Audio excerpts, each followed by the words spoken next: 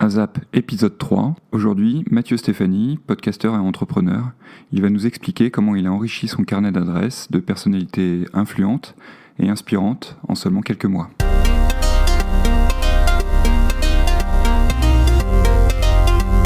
Avant de laisser la parole à Mathieu Stéphanie, je voudrais juste vous rappeler que vous pouvez noter et commenter ce podcast sur les différentes plateformes sur lesquelles il est disponible. Il est maintenant d'ailleurs disponible sur Deezer, sur SoundCloud, sur Apple Podcast, sur Spotify et sur Podcast Addict. Si j'ai décidé d'inviter Mathieu Stéphanie, c'est parce que c'est l'une des personnes qui m'a donné envie de prendre le micro et d'aller interviewer d'autres personnes. Il faut savoir que son podcast Génération Do It Yourself est aujourd'hui écouté par des dizaines de milliers d'auditeurs, ce qui n'est pas si courant dans le domaine du podcast français. Donc ça m'a paru intéressant de vous faire partager son expérience et je vais laisser tout de suite la parole à Mathieu. Salut Alexandre, je suis donc Mathieu Stéphanie, je suis papa de 3 merveilleux enfants, hein, rien d'original jusque-là, d'une femme somptueuse, intelligente et successful, donc j'ai cette chance inouïe d'avoir un foyer stable, relativement en tout cas. Je suis également podcasteur, j'ai un podcast qui s'appelle Génération Do It Yourself, je viens d'en lancer un deuxième qui s'appelle La Martingale, on va en lancer un troisième qui s'appelle Le Panier, mais mon principal podcast depuis 2017 c'est Génération Do It Yourself, qui est une vraie passion, un truc qui m'éclate à fond, puisque ça parle de mon autre réelle occupation professionnelle dans la vie, c'est d'être entrepreneur, mais moi c'est une passion de créer. Je trouve que le mot entreprendre, il est très beau quand tu le décomposes, hein, entreprendre, et on est plusieurs et on crée, on prend quelque chose et on en fait quelque chose de grand, idéalement, pas toujours, hein, parce qu'on peut se boiter de temps en temps, ça nous arrive, mais voilà, donc c'est mon autre occupation, et principalement sur une société que je dirige, que j'ai fondée il y a un peu plus de 5 ans, qui s'appelle Cosa Vostra, qui est un cabinet de conseil et une agence digitale. Donc on accompagne des clients dans leur innovation et dans leur réflexion sur la transformation de leur business et leur digitalisation, avec une 50aine d'employés, des ingénieurs, des designers, des consultants qui réfléchissent à l'avenir du business, qui réfléchissent aux paramètres métiers de chacun de nos clients pour les emmener de la Ligue 2 à la Ligue 1 ou de la Ligue 1 à la Ligue des Champions digitale, quoi. Voilà. Moi, je dois être un peu un agité, tu vois, dans le sens où je fais plein de projets, j'écris plein de trucs, je propose plein de choses à plein de gens. Récemment, en fait, dans un podcast que j'ai enregistré avec un type qui s'appelle Philippe Gabillier, qui est prof émérite à l'ESCP. Je sais pas s'il est prof émérite, mais en tout cas, il est docteur en sciences sociales et c'est un type formidable. On parle de la chance et il dit en fait la chance, c'est donner et quand tu donnes beaucoup, ça te revient. En gros, hein. Je raccourcis énormément, mais c'est un podcast à écouter si vous avez le temps. Et moi, je fais beaucoup ça, c'est-à-dire, je vais pas dire que je donne, mais en tout cas, j'ai plein de projets, j'écris des choses, je dis à des gens, tiens, vas-y, on fait ça, de temps en temps, rarement, mais j'ai même pas trop envie d'aborder ce sujet parce que c'est pas si vrai que ça, mais il y a des gens qui je sens, qui ont repris un peu mes idées, qui font des choses. Moi, en vrai, honnêtement, ça m'est pas tant arrivé que ça par rapport au retour que j'ai eu.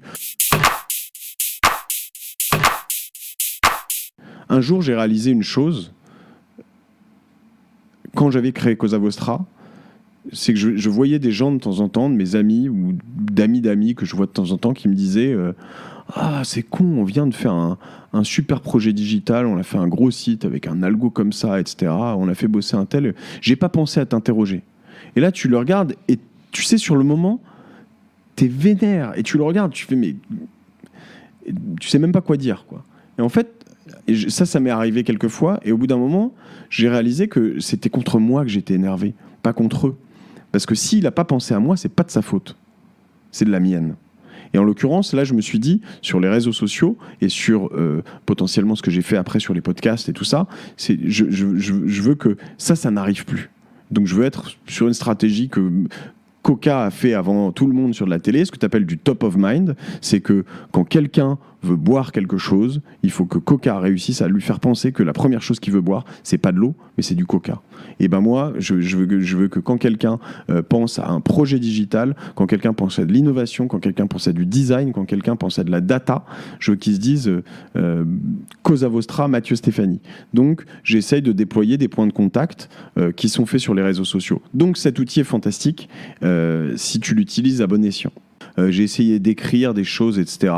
Et puis, j'avais des petites choses qui ont marché, des petits articles qui ont marché, et puis certains ne marchaient pas, et puis c'était long, j'avais du mal à le faire. Et en fait, aujourd'hui, paradoxalement, maintenant que je fais de l'audio, j'écris un peu pour décrire ce que j'ai fait en audio. Et je prends l'habitude d'écrire et j'y prends du plaisir. Et je commence à être meilleur. En tout cas, je trouve que j'écris mieux qu'avant.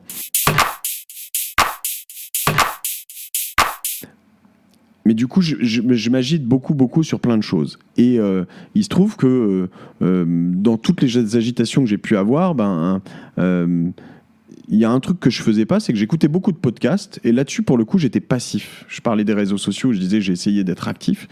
Et j'étais très passif. Et je me disais, de manière très passive, tiens, c'est bizarre, il n'y a personne qui le fait en France. Et j'attendais que quelqu'un le fasse. Et en fait, t'attends, et puis tu te dis, mais honnêtement, ça faisait bien une année que j'attendais. Puis à un moment, tu te dis, mais personne ne le fait, en fait. Donc j'ai acheté du matos, et en un mois, c'était plié. J'avais lancé mon premier épisode en février 2017.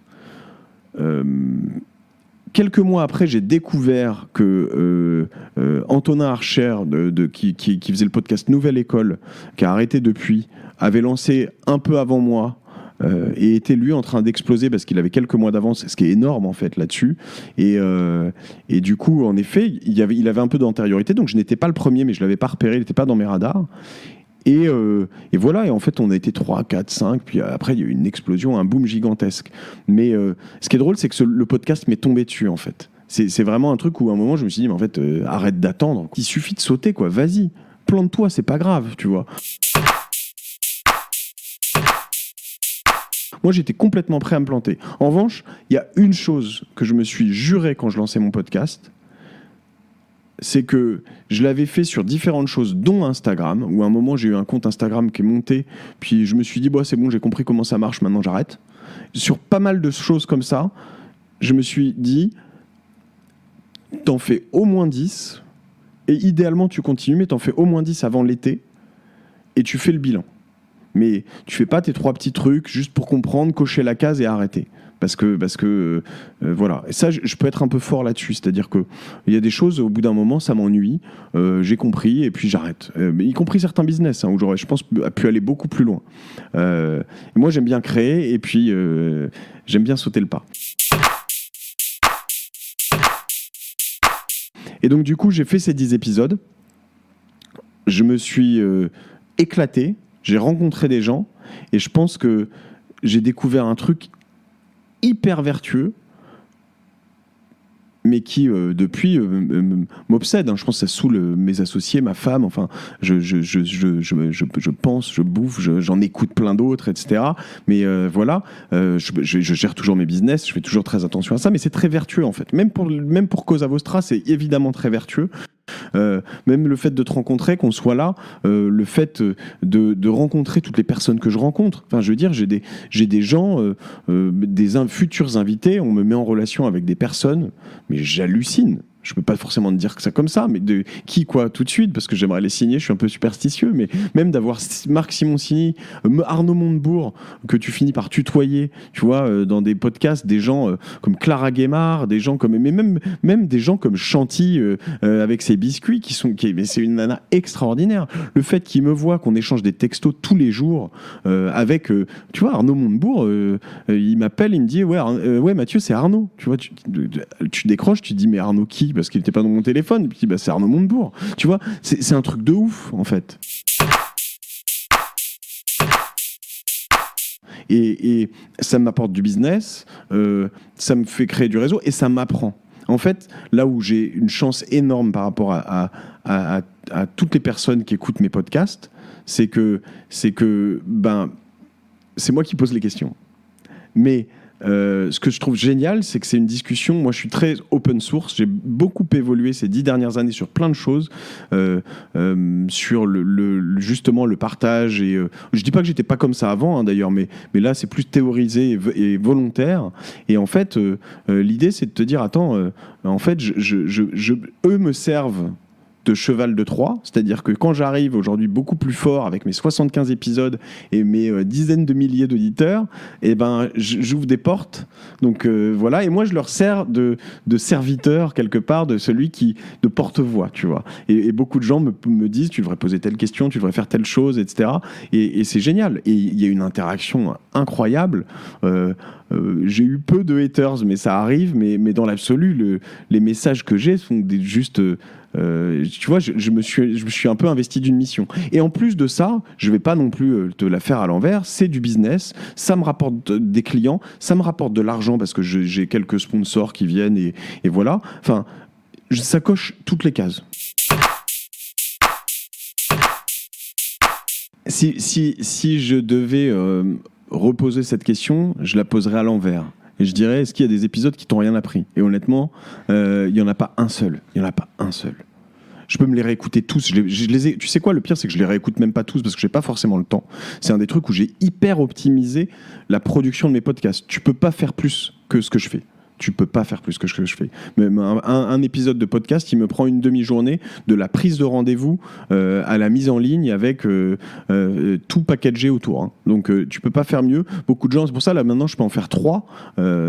L'impact en face est hyper important par rapport à l'investissement temps désormais, sachant que désormais je peux promouvoir un podcast sur un autre. Donc en fait le truc c'est un effet boule de neige. Donc c'est hyper intéressant. Mais il n'y a pas un invité où si tu me le cites, je te dirais non, là-dessus, j'ai rien, tu vois, non.